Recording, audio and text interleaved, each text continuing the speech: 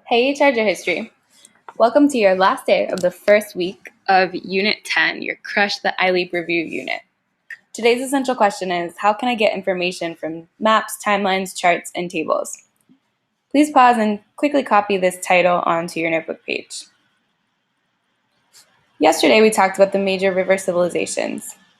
Please write the number that belongs with each civilization and river.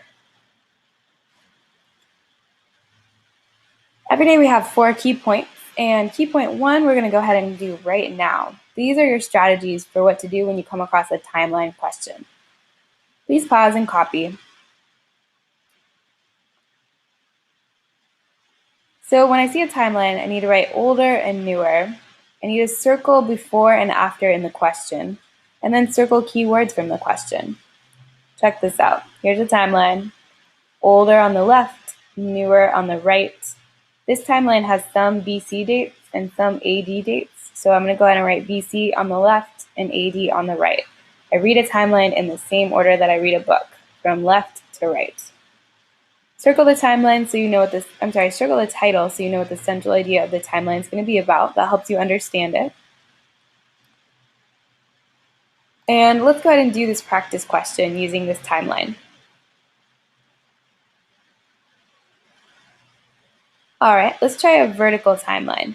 Usually, a vertical timeline has the older dates at the top and the newer dates at the bottom. So I would write older and newer.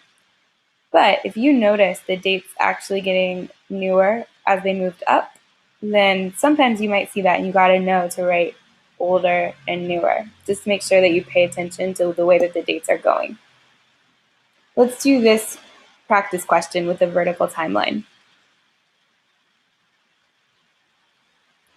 All right, key point 2, maps and graphs. Your strategy is to circle the title and the key and circle keywords from the question. Let's try this map question. Should definitely circle the title. I circled these because these are keywords from the question. And I should also circled my key, most importantly of all. Let's try this question. All right, let's try this one. Circle the title, circle the key. I see that this is a graph about the Catholic share of the population by region.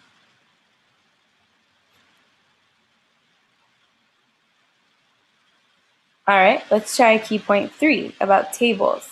Your strategy for a table is to circle the titles. That means the title of the whole table, but also the title at the top of each column. Then study the columns and rows to see what they're about, just like you do in science class. And then make sure, like always, you circle keywords from the question. Let's try this one. Circle the title, circle keywords from the questions.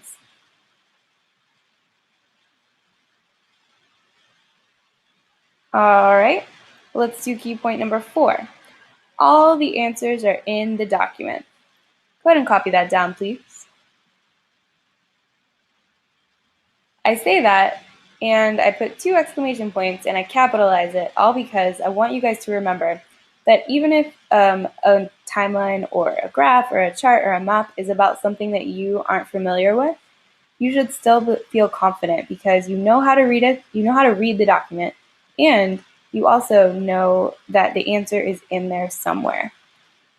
So don't get upset or frustrated or confused because the answer is there, you just have to find it. Go ahead and practice with the timeline, a table, a map, and a chart. You're going to use your iLeap review packet to practice right now until it's time for guided practice. Remember, the more you get done correctly in class, the less homework you have, so get started.